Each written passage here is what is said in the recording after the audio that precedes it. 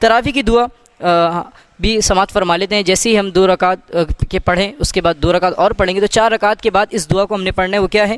دعائے تراویح. ہر 4 رکعت کے بعد اس دعا کو پڑھا جائے گا. وہ دعا سماعت فرما لیجیے.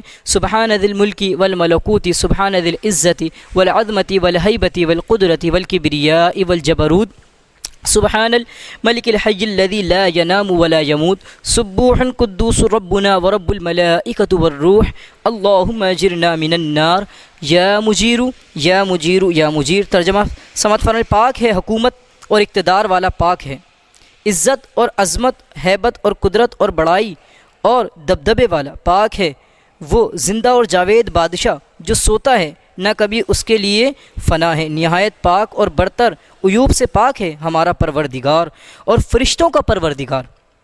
اور حضرت جبریل امین علی نبینا علیہ الصلوۃ والسلام کو اے اللہ عز و جل ہمیں دوزخ کی آگ سے پناہ دے، پناہ دے، پناہ دے اے پناہ دینے والے.